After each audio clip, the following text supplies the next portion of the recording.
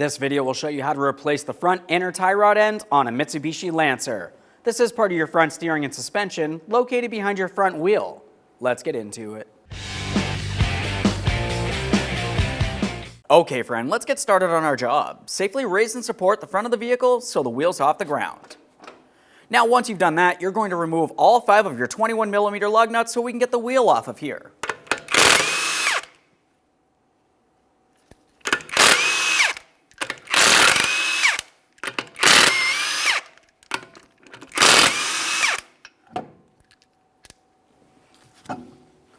Now that we have the wheel off, we have a clear view of our tie rod ends and our power steering rack bellows boot. Let's start right in this area here at our tie rod end jam nut. As far as the jam nut itself, we're going to be using a 22mm wrench. We're going to have to turn this clockwise. That's going to bring this up the inner tie rod end and away from the outer tie rod end. To prevent that tie rod end from moving, I'm going to be using a 19mm. We'll hold that still. Now I've got my 22mm on that jam nut. We'll get it to break free here. Now once it is broken free, we can go ahead and move that, as you can see. Continuing on, we're going to start separating the outer tie rod end from our steering knuckle. This is held in place with a 15mm mounting nut. Go ahead and remove that mounting nut.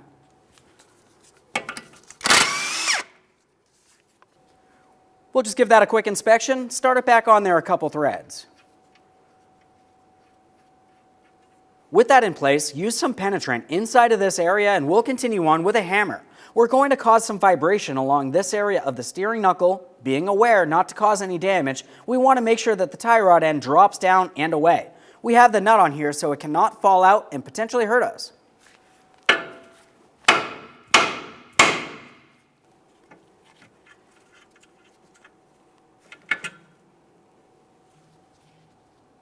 Now we can start unscrewing the outer tie rod end from the inner tie rod end. We're turning this counterclockwise. We're counting the amount of threads it takes to remove it. 1, 2, and so on.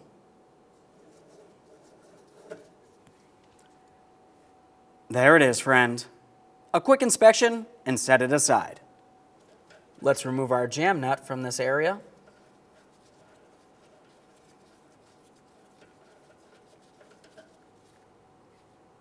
Now we can focus on removing our power steering rack bellows boot from the inner tie rod end and eventually the power steering rack.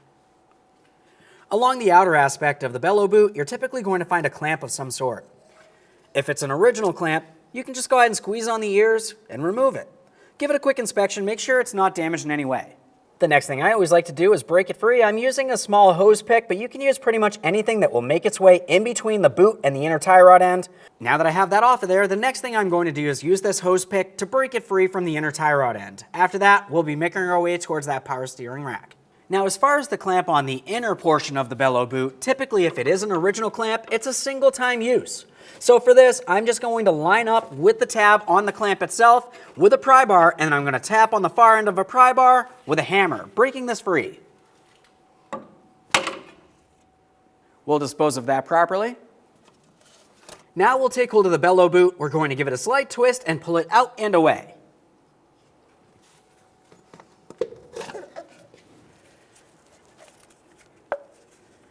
There it is, friend. A quick inspection and we'll set this aside. Now we can continue on with the inner tie rod end itself. As you follow the inner tie rod end towards the power steering rack, you're going to find that you have a ball and socket area. We're going to hold onto the ball and socket area using an inner tie rod end tool. These can come in all different shapes and sizes. This is the tool I'm going to be using. Once I have it on there, I'll break this free, remove it, so we can remove the inner tie rod end.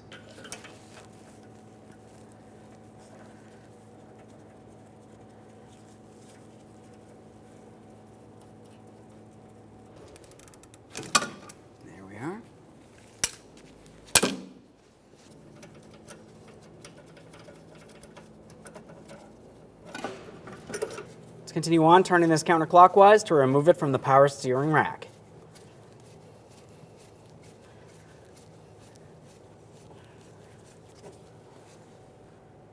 There it is, friend. Prior to installation of any brand new part, of course we're going to make sure we clean and inspect the mounting surface.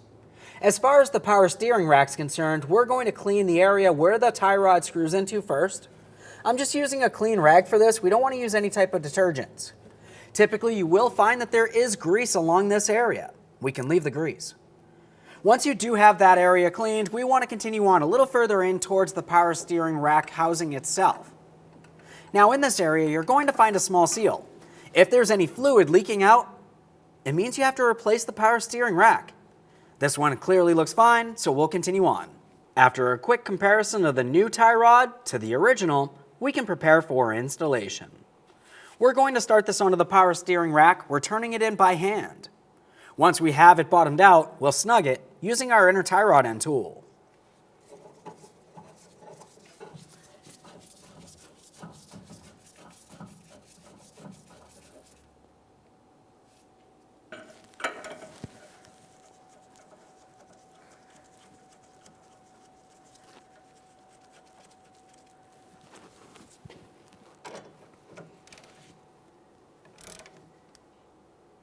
Okay, right there's bottomed out. Just take it a tiny bit further here. We do not want to cause any damage to our power steering rack, but you do want to make sure it's properly secured in place.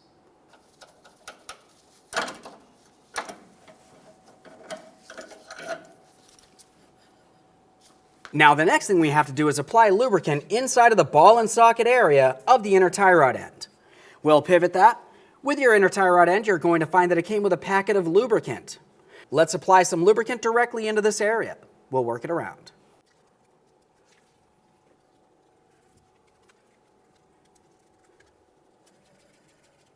We'll apply some lubricant along where the groove is on the inner tie rod end next. This is where your power steering rack bellow boot is going to sit. This will help the alignment professional in the end. All right, let's get ready to install our power steering rack bellow boot. We're going to take this and slide it over the inner tie rod end all the way down to the power steering rack. Now down in this area, we're going to have to make sure that the bellow boot is sitting over the power steering rack all the way around. You don't want any moisture or debris making its way into this area, which can be bad for the power steering rack. After you have that in place, let's secure it using a wire tie. Now I've already got this pre-formed into a semicircle. I'm going to slide this over the boot, and of course we'll snug it up.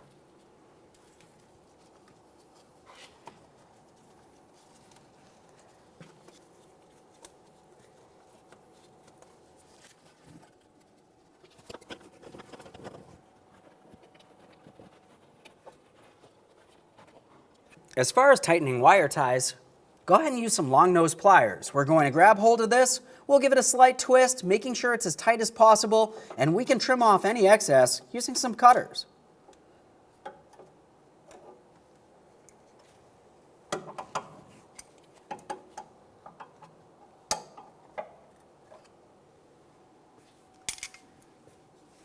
We'll take hold of that boot and attempt to remove it from the power steering rack. It should not slide out of place.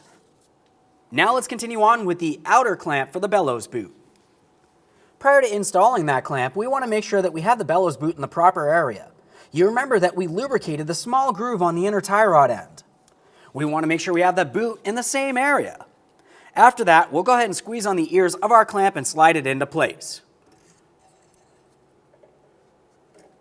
Once again, we're just double checking to make sure everything's properly aligned and secured.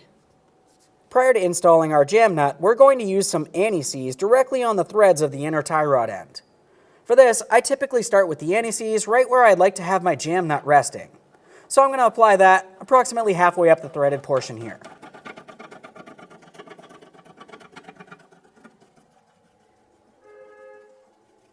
There we are, we can see some anti-seize there. Work it in. We'll apply some anti-seize on the threaded portion along here. All right, let's get ready to install our outer tie rod end. When we go to install this, let's make sure we turn it in the same amount of rotations it took to remove it in the first place. 1, 2, and so on. Now continuing on, we're going to take that jam nut, we're going to turn it counterclockwise until it bottoms out against the outer tie rod end. Now we are going to tighten this, but I like to do that once I have the outer tie rod end installed into my steering knuckle first. Now we can take the outer tie rod end and install it into the steering knuckle. We'll pivot things as necessary so we can get it in place. Start on your outer tie rod end mounting nut. Once you have it started on, snug it up and then torque it to 18 foot-pounds.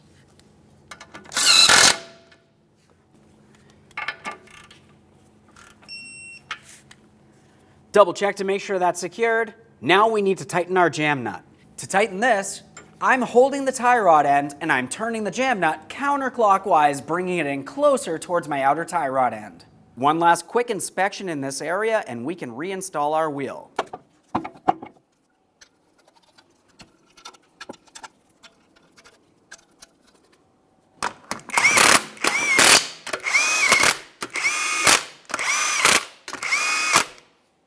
Now I've got the wheel back on the ground. We're going to be torquing these to 80 foot-pounds in a crisscross manner.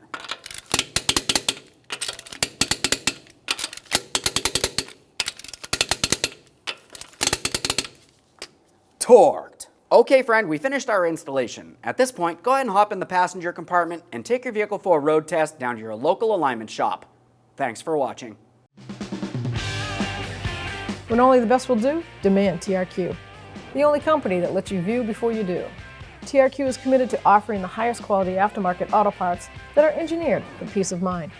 Thanks for using and viewing with TRQ.